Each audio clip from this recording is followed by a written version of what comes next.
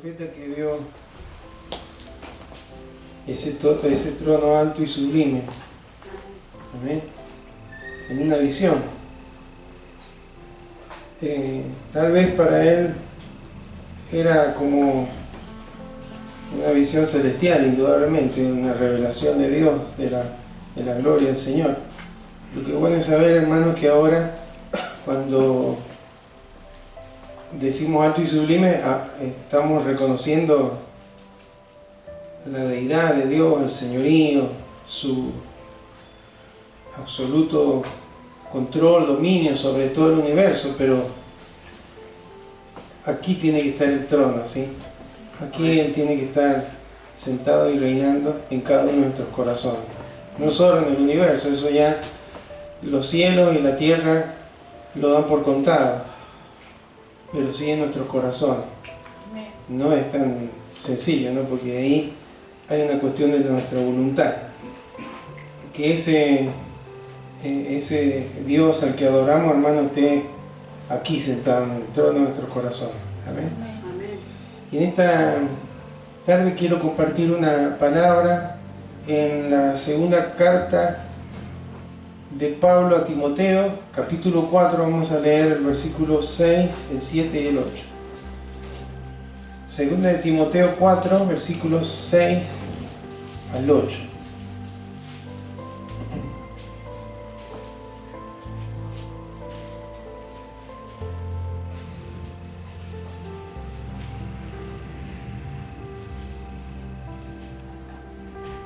¿Encontró? Bueno, vamos a leer en el nombre de Jesús. Amén. Y dice así: porque yo ya estoy para ser sacrificado, y el tiempo de mi partida está cercano. He peleado la buena batalla, he acabado la carrera, he guardado la fe. Por lo demás, me está guardada la corona de justicia, la cual me dará el Señor, juez justo, en aquel día, y no solo a mí, sino también a todos los que aman su venida. Amén. Invito a que oremos. Señor, en esta tarde te damos gracias porque hemos tenido el privilegio de llegar hasta este lugar, Señor. Y gracias, Señor, porque lo hacemos como hijos tuyos, Señor, como gente que ha sido alcanzada por tu gracia.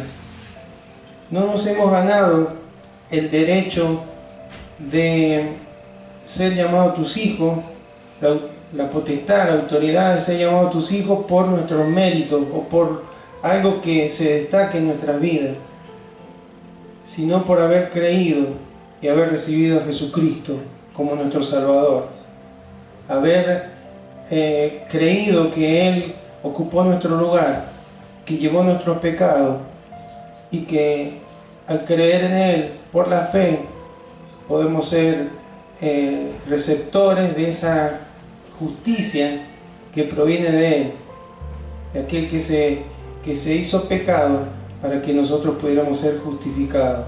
Gracias, Señor. Qué bendición el poder estar aquí, qué bendición el poder cantar juntos, Señor, y alabar tu nombre, reconociendo tu señorío y tu grandeza, y anhelando, como decíamos recién, de que tú estés sentado en este trono, no solamente en el alto y el sublime, a donde Cristo está a tu diestra, sino aquí, Señor, en nuestros corazones, obrando tu perfecta voluntad, Señor. Para esto necesitamos ser transformados por medio de la renovación de nuestro entendimiento, para que de esa manera podamos comprobar cuál es esa tu voluntad, Señor. Entonces tenemos que ir creciendo en la sabiduría de tu palabra, Señor, para que nuestra sabiduría, para que nuestros pensamientos vayan siendo aquellos que nos permitan conocer cuál es tu voluntad, Señor, en cada área de nuestra vida, en cada momento de nuestra vida, en cada instante, Señor, de victoria, de alcanzar, Señor, todo aquello que nos proponemos, pero también en los momentos de dificultad. Siempre habrá una enseñanza, una un entrenamiento de parte tuya, Señor, en medio de cualquier situación, para que podamos entender cuál es tu agradable, tu buena voluntad agradable y perfecta. Señor, en esta hora te rogamos que nos puedas estar hablando una vez más, Señor, a través de tu palabra. Lo decimos de una forma de expresión redundante, porque siempre que leemos tu palabra, tú nos hablas, Señor. No obstante, Señor, necesitamos que sea tu Espíritu Santo guiándonos a toda verdad. Cuando estuvo tu Hijo en la tierra, Señor, fue el mejor maestro y dio las mejores enseñanzas con la mejor forma que pudo encontrar para darla. Pero había mucha gente, Señor, que no la entendió, que no la captó. Mucha gente que fue sanada, fue alimentada y que luego pidió que sea llevado a la cruz.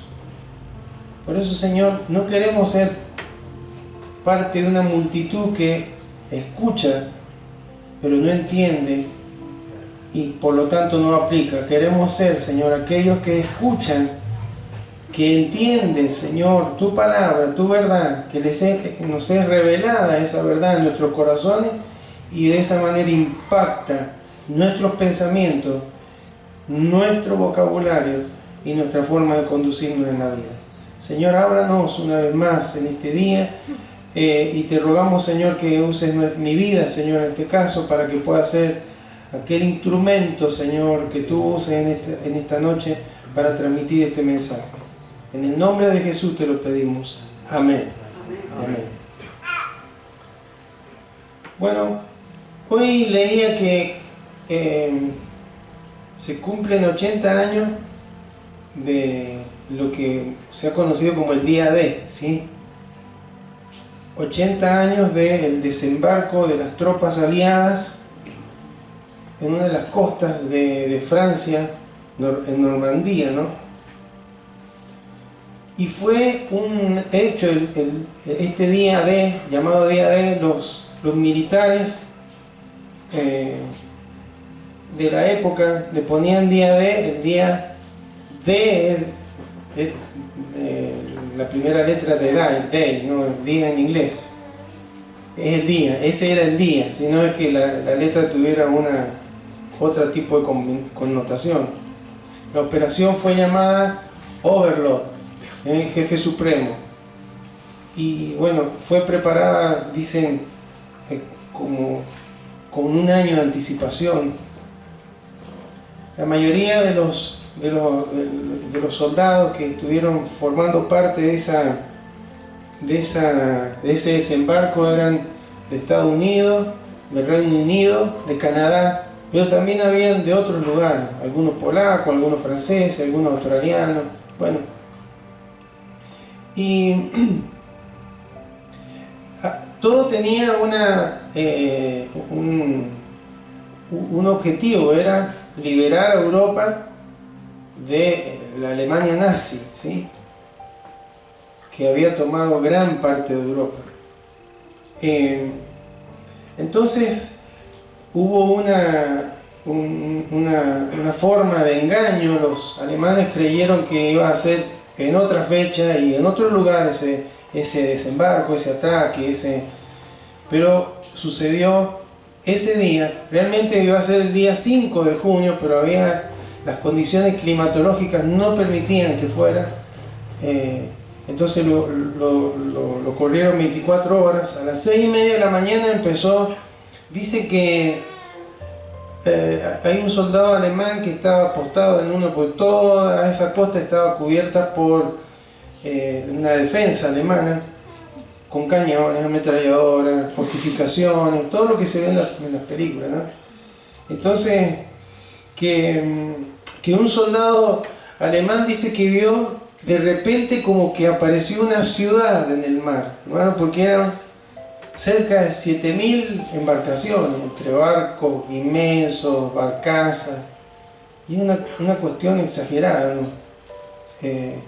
Horas antes de este desembarco hubieron paracaidistas que llegaron en gran cantidad muchos de ellos murieron porque caían en ríos y el mismo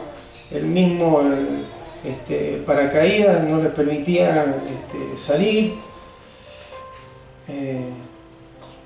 Y ese desembarco dice que se produjo en 5 playas, ¿sí?, diferentes, que tenían nombres que le habían puesto ellos. Pero hay una en particular que fue la peor, ¿sí? Una playa que la denominaron Omaha, ¿sí? ¿Por qué? Porque se produjo un movimiento del mar tan fuerte que las barcazas que traían los soldados no podían llegar. Entonces se tenían que bajar antes y muchos se murieron ahogados. Llevaban un equipo de 45 kilos. Algunos no sabían nadar, así que se fueron para el fondo. Algunos nadaron pero llegaron exhaustos. Otros, los que pudieron llegar, por lo menos los primeros que llegaron, murieron muchos. Dicen que hubieron más de 4.000 muertes en ese desembarco. Cerca de 6.000 personas heridas o desaparecidas. Era una cosa, dicen que la película Rescatando al Soldado Ryan, que ahí el director de la película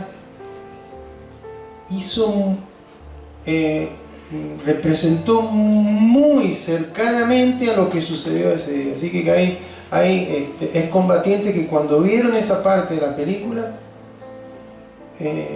fueron impactados, porque dijeron, fue así, ¿sí? Por mar, por aire y por tierra. De todas maneras, hermanos, sucedieron algunos milagros ahí de parte de fallas en el ejército alemán que hicieron que ¿por qué es tan importante ese día? Porque ese día, hermanos, fue el principio del fin de la guerra. Fue el principio de la caída de esta imperio nazi, ¿no?, que se estaba formando. Cuando uno lee, hermano, las cantidades de armamento, de tanques, de aviones que volaron, que navegaron y que anduvieron por abajo del mar, es una cosa exagerada, ¿no? La cantidad de gente que murió. Y hasta un argentino hubo ahí también, ¿sí? Un argentino, estamos en todos lados, ¿no? Se llamaba Luis Horacio Fortín, era hijo de franceses. Cuando empezó la guerra, hermano, y que hubo un tiempo cuando tomaron Polonia, después fueron tomando naciones hasta que llegaron a Francia. Cuando él vio esto, él se quiso enrolar para ir a luchar en la Segunda Guerra Mundial. Por supuesto, sus padres no querían saber nada. Él quería defender la nación donde provenían sus padres. Entonces se asoció a un centro universitario donde se daban clases para pilotos y empezó a aprender cómo pilotear un avión. Finalmente, después, truchando, ahí ya había aprendido, ¿no? O sea, falsificando la firma del padre, hizo firmar a otro por el padre, le permitieron ir, estuvo formando parte de la aviación de Gran Bretaña y ese día, o en esos días, porque empezó el día 6, condujo un bombardero, ¿sí? Fue en Argentina, ¿qué tal? Bueno, ahora ya habían fallado en Stalingrado, así que las tropas de Alemania estaban retrocediendo y se venía el ejército rojo del este, y ahora del oeste venían todos los aliados. Iban a hacer un sándwich con los alemanes. Y bueno, 11 meses después terminó la guerra, ¿no? En 1945. Esto fue en 1944, el 6 de junio de 1944. Por eso hoy se cumplieron 80 años de ese día, un día trascendente. ¿Por qué? Porque hizo la diferencia y fue el inicio de la caída de Hitler, ¿no? Y todo ese pensamiento que él tenía de dominar al mundo. ¿Qué tiene que ver esto con el apóstol Pablo y todo aquello. Porque, hermanos, han habido muchos días por así decir, en la historia, días que han marcado un antes y un después. Pero para nosotros como hijos de Dios, cada día debería ser un día ¿sí? ¿Sí? Cada día debería contar para cada uno de nosotros.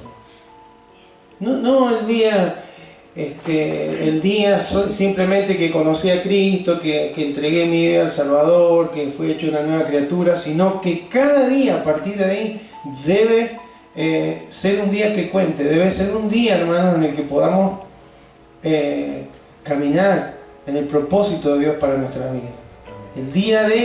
El inicio de eso fue cuando Cristo nos hizo una nueva criatura, cuando fuimos rescatados y trasladados de las tinieblas a su luz admirable, con un propósito. Amén.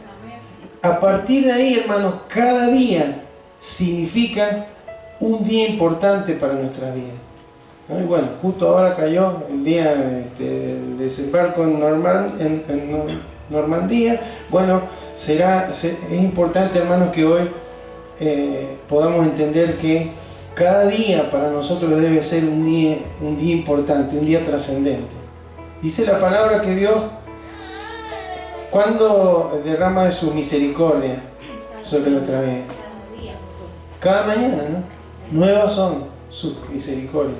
O sea, para Dios, Dios es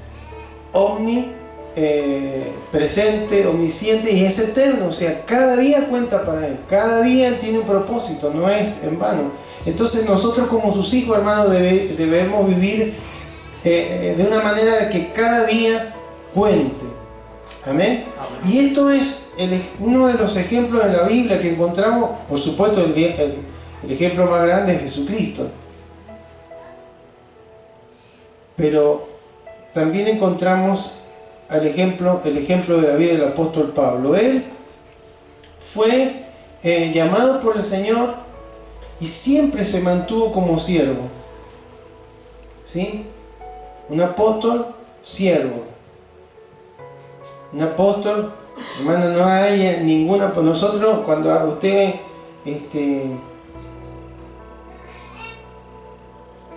hay una gran ahora confrontación con el tema de si hay apóstoles, no hay apóstoles. Yo, hermano, creo que bíblicamente no hay más apóstoles como los apóstoles bíblicos, ¿sí? Apóstoles de revelación, que ellos tuvieron la revelación de la palabra de Dios. Ahora pueden haber apóstoles en el sentido de enviados, ¿sí? Enviados. Pero la característica principal de cada uno de ellos debe ser la humildad. Porque el apóstol Pablo, hermano, es el apóstol que mayor luz Dios le dio, o el Espíritu Santo le inspiró para tener enseñanza y doctrina, hermano, profunda. Además, él dice en la Biblia que fue trasladado al cielo y que vio cosas que no se pueden expresar y que no le fue permitido tampoco. Ahora, él siempre se mantuvo en humildad, con un corazón de siervo, ¿sí?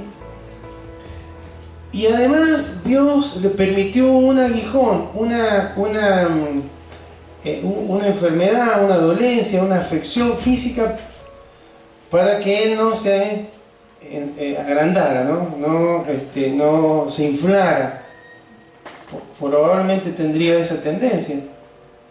Y bueno, él fue llevado preso. Después, bueno, la historia de él es tan vasta, ¿no? Las experiencias que ha tenido, pero él fue llevado preso por causa de Cristo, y él, como tenía su ciudadanía romana, pidió apelar al César, pidió ir al emperador romano. Entonces lo llevaron a Roma. El otro día vimos cómo fue el viaje, ¿no? Se rompió la embarcación, terminaron en la isla de Malta, lo picó una víbora, hubo sanidad, después de ahí salieron y finalmente llegó a Roma, y ahí estuvo preso, hermanos, pero no en una cárcel común, Si usted lee el último capítulo del libro de Hechos, ahí figura cómo Pablo fue apresado, pero digamos que era como que tenía una domiciliaria, ¿sí? Y en lugar de tener una tobillera, tenía un soldado romano agarrado con cadena en la mano, ¿sí? Él tenía, parece ser su mano derecha porque era diestro, entonces su mejor mano la tenía agarrada a la peor mano del guardia, y se iban turnando, creo que cada 4 horas. Y dice el libro de Hechos, el capítulo 28, que fue en una casa, alquilaron una casa. Así que el apóstol Pablo lo ayudaron seguramente durante todo ese periodo a estar en ese lugar. Y dice que él recibía a todos los que iban a verlo ahí. Tenía cierta libertad, pero permanentemente con un custodio a su lado. 24 horas al día encadenado. Sin embargo, hermanos, a pesar de esa limitación, encontramos que él predicó al pretorio, dice ahí en una parte de las cartas. Pretorio eran todos aquellos soldados romanos que eran la guardia, los guardaespaldas del emperador, ¿sí? Entonces él le predicó a todo el pretorio, le habló de Cristo, le habló del Evangelio. Seguramente varios tienen que haberse entregado al Señor. Pero él fue liberado, algo así como en el año 63 después de Cristo, fue liberado.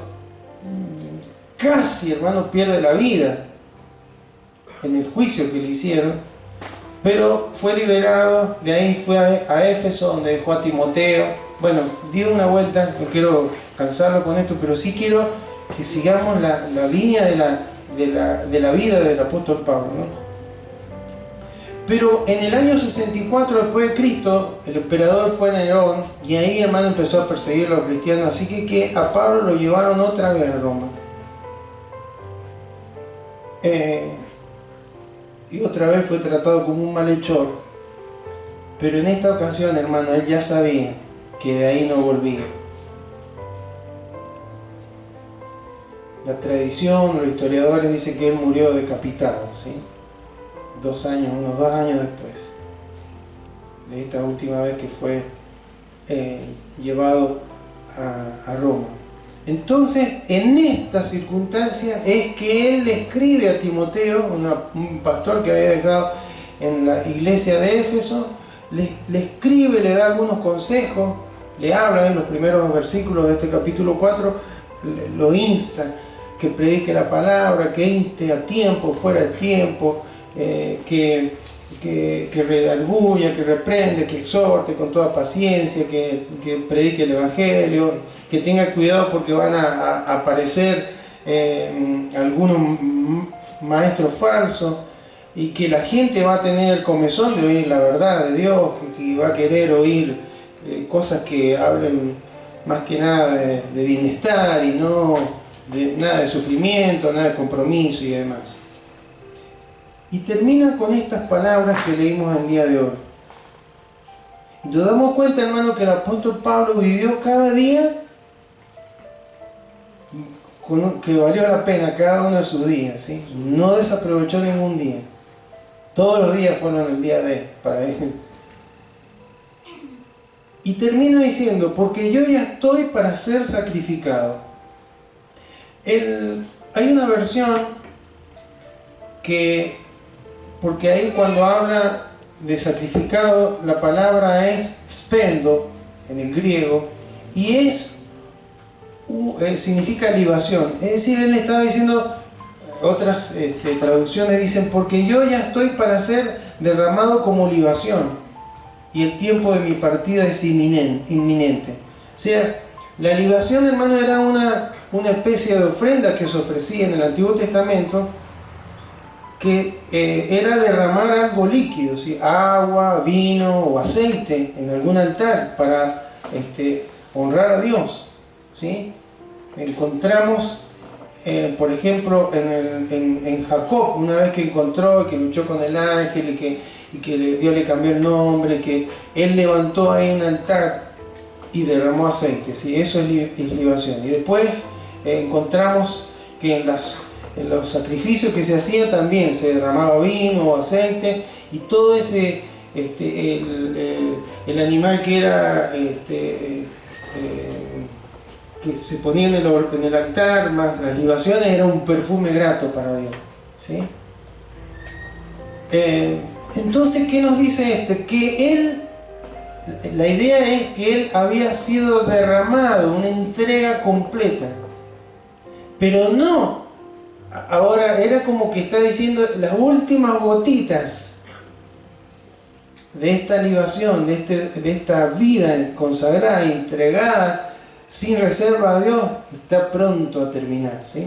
Cuando uno derrama un líquido, se esparce, ¿sí? Es total, una entrega total. Eso es lo que está hablando de él. Yo he vivido cada día con una entrega completa a mi Señor. Amén. No está hablando solamente del final, por lo que vamos a seguir leyendo. No es el día, solamente el día que murió, es toda su vida después de que Cristo lo llamó. ¿Está bien? Entonces, lo mismo pasó con Cristo. ¿Se acuerdan que cuando Él instituye la Santa Cena, y siempre lo compartimos cuando lo celebramos, Él dijo, esta copa es el nuevo pacto en mi sangre, que por vosotros es derramada, ¿sí? Él se ofrendó también, derramando su sangre como libación, ¿sí? Porque fue aceptada como propiciación por nuestros pecados. Filipenses 2:17, fíjese por qué yo le digo que todos los días de Pablo fueron una libación. Filipenses 2:17, años antes de lo que estamos leyendo ahora en 2 Timoteo. Y aunque sea derramado libación sobre el sacrificio y servicio de vuestra fe, me gozo y regocijo con todos vosotros. ¿Amén? Quiere decir, hermano, que Él se había derramado una entrega total, completa, sin reserva para el Señor. Y esta era la última etapa de esa entrega. Ya estaba por ser muerto por la causa de Cristo. Entonces, hermanos, esto nos habla que también de nuestras vidas fueron hechas, hermanos, fuimos llamados para hacer una ofrenda consagrada para el Señor. Amén. ¿Cuándo? Los domingos, los jueves, los sábados, ¿sí? Los días de reunión, o cada día, hermano. Cada día. Él lo vivió con esa intensidad. No tenía el día de fue comandado por Eisenhower, ¿sí? Algo así, un general estadounidense. Después en la tierra un tal Montgomery. Pero, hermano, él tenía un comandante general llamado Jesucristo, y cada día él se derramó en servicio hacia él y hacia los demás. Entonces ahí vemos, hermano, ese derramarse completamente de él. Pero no queda ahí. Versículo 7 dice: he peleado la buena batalla. Entonces está diciendo, esto también es continuo, he peleado la buena batalla. No fue una batalla de un día, de un momento, fue una batalla continua. La expresión griega es media complicada, pero es enfrentarse a un conflicto. Él, hermanos, pudo enfrentarse a diferentes conflictos, no solamente porque le perseguían, no solamente porque alguna vez lo apedrearon, lo dejaron como muerto, lo metieron en la cárcel, lo confrontaron, y tuvo muchos problemas en los viajes. Pero también, hermano, luchaba espiritualmente él le enseñó en Efesios 6 que no tenemos lucha contra carne y sangre. Él no veía a los romanos, a los griegos, a los filósofos, a los gnósticos como una lucha contra ellos, sino contra los espíritus que los dominaban, que operaban a través de ellos. Entonces él, esa buena batalla la había dado. Había batallado contra el pecado, había batallado contra la carne. Él dice ahí en Romanos que tenía esa lucha, y que es una lucha que tenemos cada uno de nosotros con la vieja naturaleza que por ahí quiere aparecer. Y él había, hermanos, peleado, y había peleado por el Evangelio, para que fuera extendido, para que se conociera, hermanos. Llegó hasta donde pudo, llevando el Evangelio de Jesucristo. Entonces esto habla de un compromiso, hermano, con la causa de Cristo, un compromiso total con la causa de Cristo. No solamente un derramarse, una entrega completa, sino estar comprometido, hermanos, y usando las armas espirituales. Él no lo vemos, hermanos, tratando de impresionar con la capacidad que él tenía, con la sabiduría, con la dialéctica, o con las influencias que pudo haber tenido tiempo atrás, porque fue aquel que persiguió a los cristianos, ¿no? Él combatió en la buena batalla contra el pecado, contra la tentación, contra la carne, contra el mundo, contra las sugerencias, las tinieblas, la presión. Y, hermanos, se mantuvo en victoria. Amén. Se mantuvo en victoria porque siempre estuvo confiando en su Salvador Jesucristo. Por eso él decía en Romanos 8:37, antes en todas estas cosas somos más que vencedores por medio de aquel que nos amó. ¿Amén? ¿De dónde le salía eso? Y porque él vivió todo esto, que angustia, hambre, persecución, ¿sí? Él vivió todo aquello, pero nada de eso impidió, hermanos, que él dejara estar comprometido con el llamado que había tenido de parte de Jesucristo. Así que habla ahí en términos militares, él peleaba la buena batalla. Y ahora habla en términos que también entendían los que podían leer esta carta, en términos de las Olimpiadas, los Juegos Olímpicos. He acabado la carrera, ¿sí? En esa época, hermano, tanto los griegos como los romanos tenían carrera. Muchas de ellas no eran de velocidad, sino de subsistir, de permanecer, ¿no?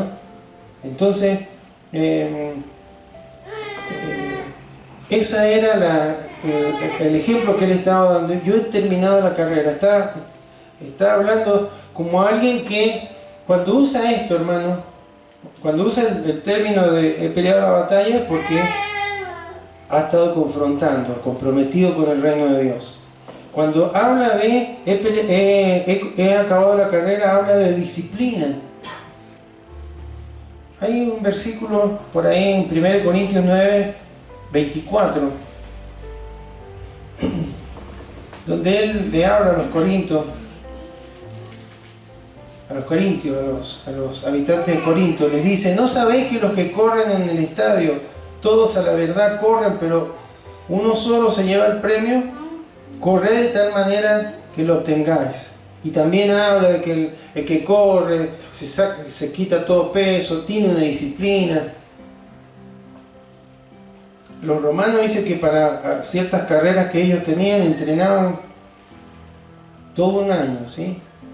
¿Cómo sería la carrera, ¿no? De resistencia. Pero los exhorta a que sean disciplinados en su vida espiritual. O sea, nos exhorta a nosotros a que podamos ser disciplinados en nuestra vida espiritual, en nuestra búsqueda del Señor, en oración, en nuestra aprender de la palabra, creer, sostenernos en la palabra, meditarla, aprenderla, hermanos,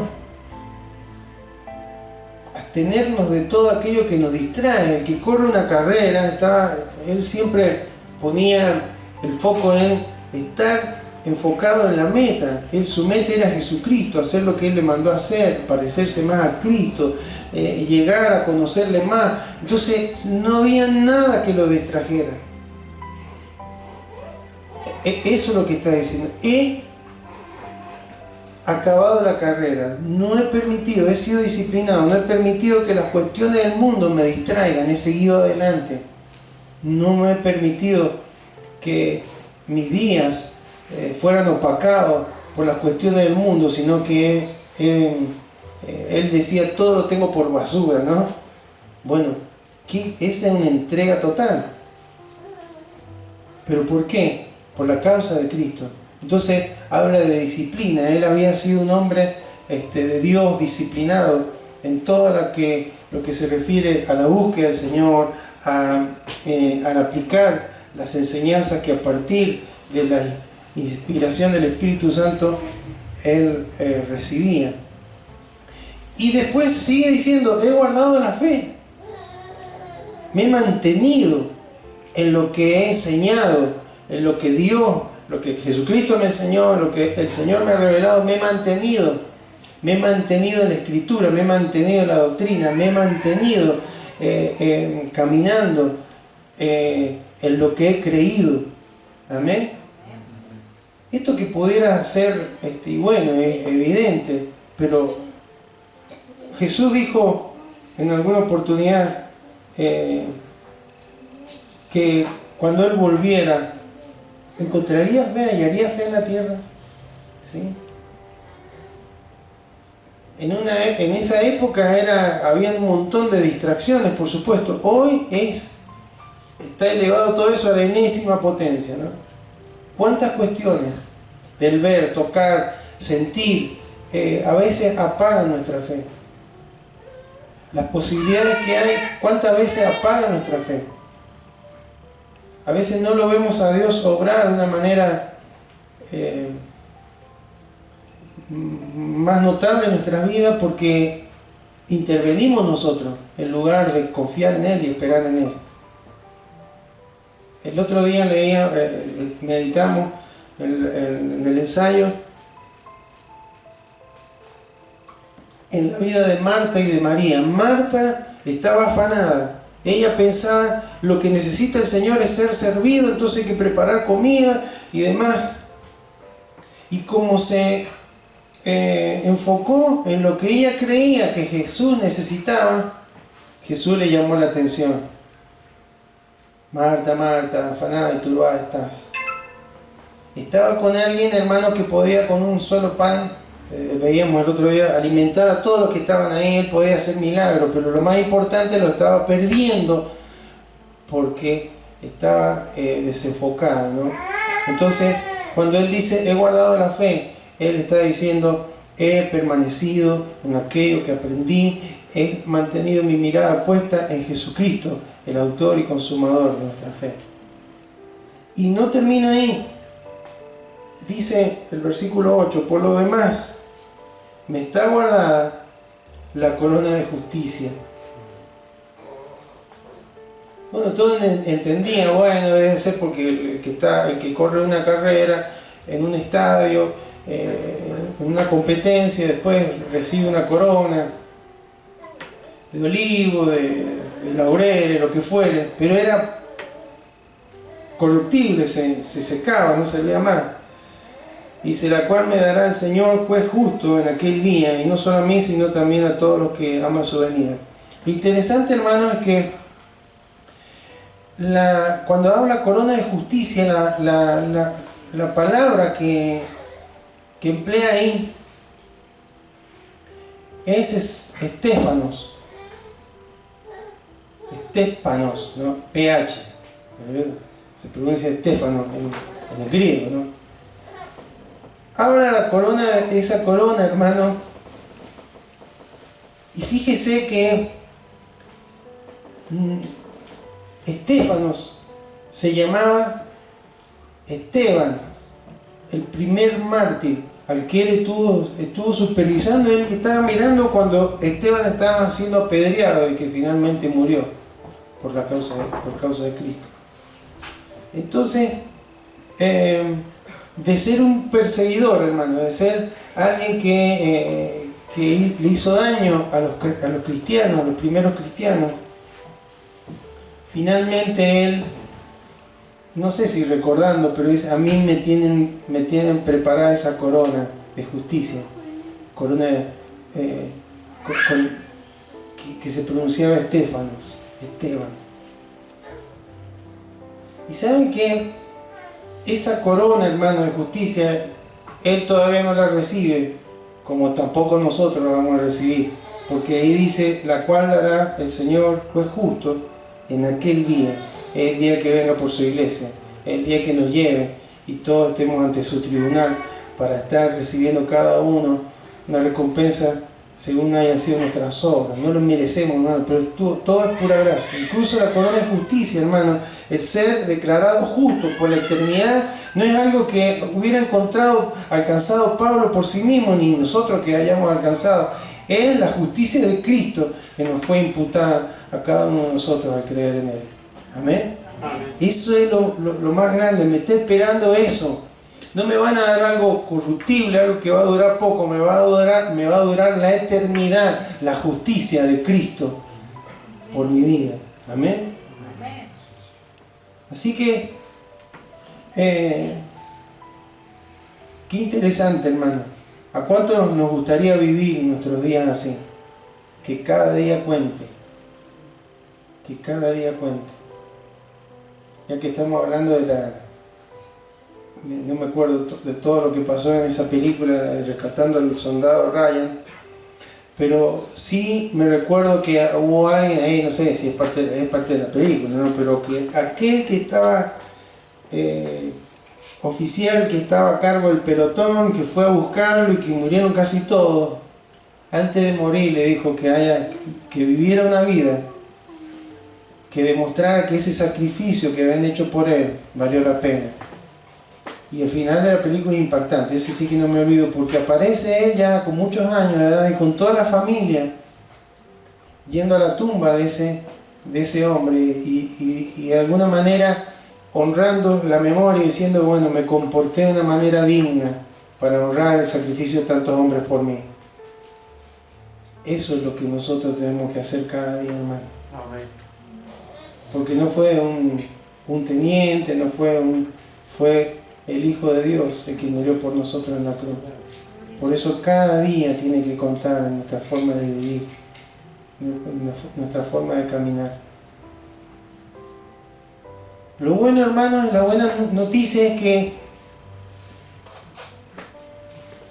no es solamente esto para tremendos hombres como el apóstol Pablo. Sí, porque a veces uno puede decir, bueno, pero yo no le llego ni al talón, ¿quién me va a dar a Dios a mí? Pero dice ahí, el cual me dará el Señor, juez justo. Iba a enfrentarse a un juicio injusto, pero su mente estaba enfocada en lo que venía después, no acá en lo terrenal y pasajero, sino en lo que va a venir después, en aquel día. Y dice, y no solo a mí, y acá donde entramos todos, hermano, sino también a todos los que aman su venida. Recién hablaba el hermano Manuel, nuestra hermana Elia, de la venida del Señor. Y hablaban de una manera de decir, como ¿cuándo viene, no? ¿Cuántos amamos la venida de Cristo? O estamos pensando, no, que no venga, que primero quiero terminar la carrera, primero que me quiero poner de novio, primero me quiero casar, primero quiero tener un hijo, o Señor, vení cuando vos quieras, pero mientras tanto quiero que mi vida valga la pena. Amén. Así que, hermano, esta es una promesa para todos, y lo importante es que hoy nuestra vida sea una ofrenda para el Señor, una ofrenda que se derrame para el Señor. Y mañana, y pasado, y dentro de un año, así. Ese es el ejemplo que nos deja el apóstol Pablo. Una vida, hermanos, comprometida con el reino de Dios. Amén. Una vida disciplinada, una vida que guarda la fe, una vida que no se desenfoca, que no le llama la atención las voces. Imagínense que cuando este año hay justamente Juegos Olímpicos, son días muy lindos, hay deporte todo el día, ¿no? Y hay tantas cosas, esfuerzos, de 4 años, muchos deportistas. Pero veo cuando corren la carrera de 100 metros, 400 metros, 800 metros, la que sea, hay estadios que están llenos, la gente gritando, hay familiares tal vez de alguno de los que está corriendo, pero los que corren, hermanos, sean hombres o mujeres, están concentradísimos en su carrera, están mirando la meta. Entonces, eso nos debe, nos habla, hermanos, de estar enfocados correctamente, que no nos ni desmotivemos ni nos distraigamos por las cuestiones que pasan a nuestro alrededor, que son parte del cumplimiento de lo que Dios ha establecido en su palabra, ha escrito en su palabra. Entonces, mi hermano, que podamos vivir una vida en la que cada día cuente. Amén. Cada día es importante, cada día tenemos la oportunidad de derramarnos delante del Señor, cada día tenemos la oportunidad de alentar a alguien, cada día tenemos la oportunidad de hablarle a alguien de Cristo, cada día tenemos la oportunidad de orar al Señor, de interceder, cada día tenemos la oportunidad de ser vencedores, hermano, en la batalla de la fe, con las herramientas que Dios nos ha dado, no con las fuerzas humanas, no con los conceptos, ni con la capacidad humana, sino con las herramientas del Señor, con la palabra, con el escudo de la fe, con la coraza de justicia, con el yelmo de la salvación, amén, y con una oración permanente que nos conecta, hermanos, con el comandante y jefe, que nos va a dar las indicaciones que necesitamos para mantenernos en victoria. Amén. Amén. Gracias, Señor. Ese día de hace 80 años, tenían la expectativa de que se iniciara la avanzada que permitiera vencer a un ejército poderoso. Finalmente nosotros ya conocemos la historia, 11 meses después terminó todo. Pero, hermanos, la diferencia con nosotros es que usted y yo ya sabemos que la victoria está porque fue hecha en la cruz. Amén. Nosotros solamente tenemos que mantenernos en esa victoria, apropiarnos de esa victoria, porque nuestro comandante y jefe no estuvo sentado en un barco o en una oficina recibiendo los mensajes de cómo estaban saliendo las operaciones, sino que Él fue el que se subió a esa cruz y murió por nosotros. ¿Amén? Entonces, Él ha sido vencedor, Él venció a la carne, el mundo, a Satanás, y aún, hermanos, a la muerte.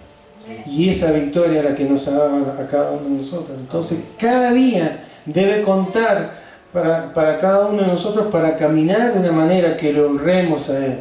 Y que cuando lleguemos no nos va a decir, bueno, valió la pena haberme entregado por vos, sino que nos podemos escuchar, bien, buen siervo y fiel. Amén. Nos podemos mantener como el apóstol Pablo. No sé cuánto nos faltará para irnos de este mundo. Él ya sabía, tenía una certeza por la condición en la que él estaba preso. La mayoría de nosotros no sabemos cuándo nos vamos a ir, pero qué bueno es vivir como vivió él. Él no esperó el saber esto para vivir de esta manera. Él vivió de esta manera, ¿sí? Derramado como una libación, peleando la buena batalla, corriendo la carrera, guardando la fe. Amén. Amén. Lo que Dios nos dice en esta hora es, hacelo, porque no va a ser en vano, no va a ser en vano. No te van a aplaudir, no te van a dar dinero, no te van a dar un avión, un auto último modelo, pero te van a dar una corona de justicia. Amén. Que vas a usar por la eternidad. Amén. Invito a que se coloque de pie, vamos a orar.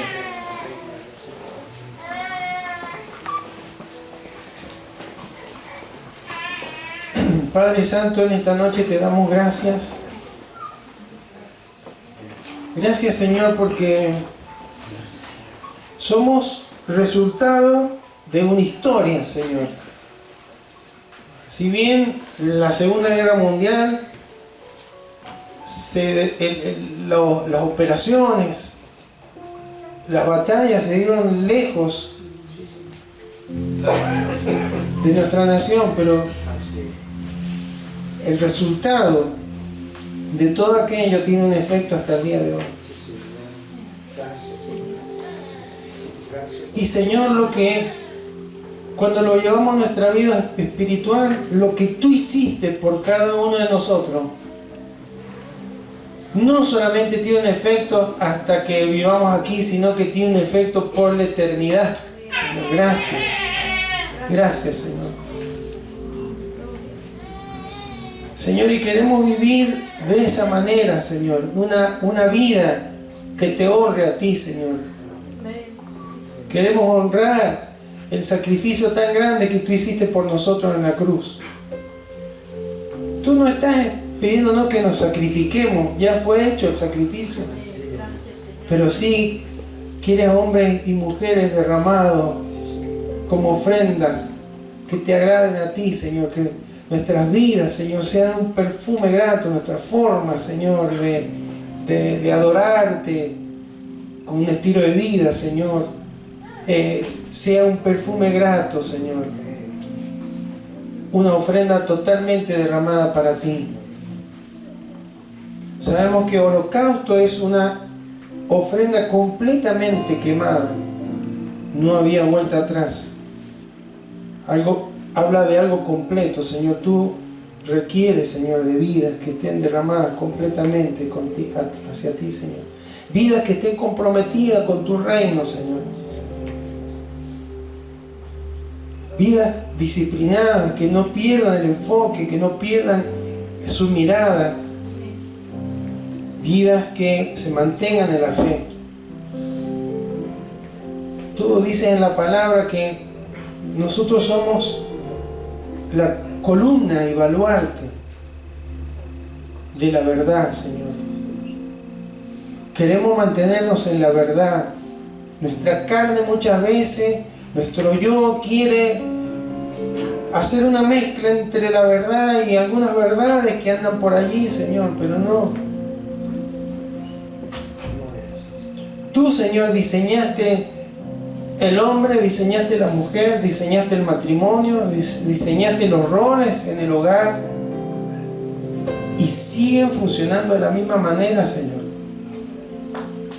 Tú diseñaste la iglesia, tú estableciste, Señor, dones, derramaste dones, ministerios, Señor, para que los pudiéramos edificar. Tú, Señor, diseñaste el cuerpo, la iglesia, Señor. Entonces mantenernos en tu verdad, tus verdades, Señor, requiere de un compromiso, Señor, requiere de una entrega, requiere, Señor, de no distraernos, requiere, Señor, a veces, Señor, muchas veces ir a la cruz, porque es allí, Señor, donde está nuestra victoria, es allí, Señor, donde serán cancelados o crucificados nuestros deseos desordenados, nuestras debilidades, Señor. Gracias, Señor. Gracias, Señor, porque tú nos das un mensaje alentador, porque este varón, Señor, no está escribiendo con tristeza y está diciendo: a mí me queda poco, pero me está esperando una corona de justicia, Señor. Qué impactante, Señor, esas palabras. Y esta puede ser la experiencia de cada uno de nosotros. Por eso nos invitas en esta noche, Señor, a que podamos vivir cada día honrando a aquel que lo dio todo por amor a cada uno de nosotros, Señor. Aquí estamos, Señor. Sabemos que a veces nuestras fuerzas físicas flaquean, que las circunstancias que vivimos a nuestro alrededor muchas veces nos afectan, Señor, e intentan, Señor, debilitarnos, que luchamos contra un enemigo, Señor, que está tratando permanentemente de boicotear lo que tú quieres hacer a través de nuestras vidas. Pero, Señor, tú nos has llamado más que vencedores, Señor, y nos dice que en todas esas cosas somos más que vencedores por medio de aquel que nos amó, y que no hay nada que nos aparte de ese tu amor, Señor. Por eso, Señor amado, gracias te damos, y gracias porque vale la pena seguirte, vale la pena derramar, Señor, nuestra vida, Señor, en ofrenda ante ti, vale la pena estar comprometido con tu reino, vale la pena ser disciplinado y estar enfocado, Señor, en lo que tú nos has llamado a hacer, vale la pena mantenernos en la fe, en tu verdad, en tus principios, Señor, en tu enseñanza, vale la pena, Señor, porque un día recibiremos una recompensa. La más grande, Señor, es de pasar nuestra eternidad contigo. Pero no solamente eso, tú has preparado algo específico para cada uno, Señor, de aquellos que se han animado a vivir una vida diferente, Señor. A ser gente que te honra y que toma con valor cada uno de los días de su vida. Señor, gracias. Porque tú estás en este lugar y queremos honrarte, Señor, queremos agradecerte, Señor, porque tu presencia es maravillosa, Señor. Y aún, Señor, queremos decirte gracias. Gracias, Señor. Queremos vivir una vida donde cada día cuente, Señor, para ti, que sea importante, Señor, para que todo lo que tú has dispuesto a hacer con nuestras vidas, Señor, puedas llevarlo a cabo, Señor, para que todo lo que has iniciado, Señor, pueda ser completado en cada uno de nuestros corazones. A ti sea todo honor y toda gloria. En el nombre poderoso de Jesús. Amén. Amén. Bendiciones, iglesia.